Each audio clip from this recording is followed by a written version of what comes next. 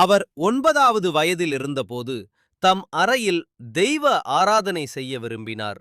அதற்காக திருவிளக்கு, பழம், திருமலர், சாம்பிராணி வத்தி, கற்பூரம், கற்கண்டு போன்ற பூஜை சாமான்களை திரட்டிக் கொண்டு அறையிலேயே விளக்கேற்றி சுவரில் ஒரு கண்ணாடி மாட்டி அதற்கு மாலை சூட்டி பழம் படைத்து கற்பூரம் காட்டி கண் இமைக்காமல் அந்த கண்ணாடியை நோக்கி உற்று பார்த்தார். சிறிது நேரத்தில் அந்த கண்ணாடியில் திருத்தணிகை கந்தப் பெருமானாரின் தெய்வத் திருவுருவம் தோன்றியது. அந்த நேரத்திலிருந்து அவர் அந்த திருவுருவத்தையே தம் மனதில் தெய்வமாகக் கொண்டு பாமாலை பாடல்களை படைத்து பாடி தியானத்தில் மூழ்கி வாழ்ந்தார்.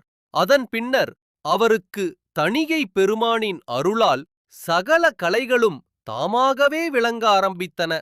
அவரின் அன்னியாராகிய பாப்பாத்தி அம்மையார் தம் வீட்டு பணிகளை முடித்துவிட்டு அறை வாசலில் நின்றபடி பிள்ளைப் பெருமானார் பாடிய இனிய பாமாலைகளைச் செவிமடுத்து கேட்டுக்கொண்டு, ஆகா, எவ்வளவு இனிமையாகப் பாடுகிறாரே, இது மனிதக் குரல் அல்ல, தெய்வக் குரல் போல என்று மனதில் எண்ணினார்.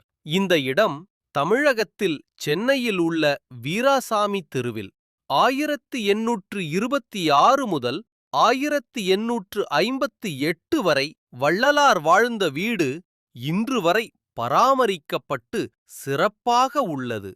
நன்றி, வணக்கம்.